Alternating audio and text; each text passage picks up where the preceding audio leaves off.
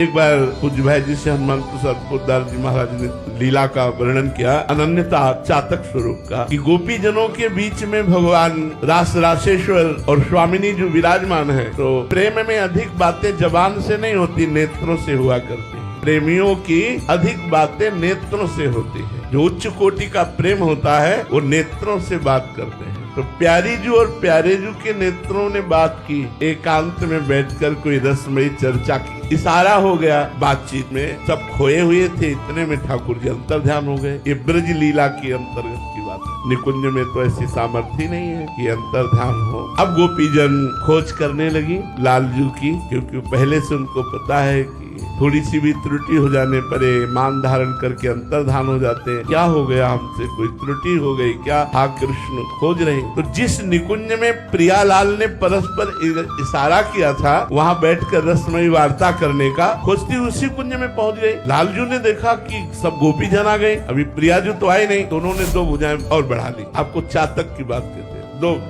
2 भुजाएं बढ़ा ली। वृंदावन के बाद मथुरा में 4 भुजाधारी ही रहे, मथुरा द्वारिका 4 भुजाधारी ही रहे। गोपीजन नजदीक गए, बिल्कुल भाव नहीं बना, प्रणाम किया और कहा, हे चतुर्भुज नारायण, आप हम पर ऐसी कृपा करें, मेरे लाडले श्याम सुंदर शीघ्र ही मेरे नेत्र गोचर हो। वही श्याम सुंदर केवल 2 भुजा बढ़ा ली तो गोपी जनों का प्रेम गुप्त हो गया और कहा, हे नारायण आप कृपा करो और मेरे लाडले श्याम सुंदर मेरे नेत्र गोचर हो, और चली गई। भगवान ने देखा कि कितनी अनन्यता है, केवल 2 भुजा बढ़ा लिया तो इनके अंदर का प्रेम गुप्त हो गया। और जब प्रिया जी उस कुंज में जो ही चरण पधराए तो लालजू ने सोचा 2 भुजा उनको भी दिखाए चतुर्भुज रूप, लेकिन उनकी 2 भुजा अपने आप अंतर ध्यान हो गई, 2 मुरली मनोहर के रूप में ही विराजमान।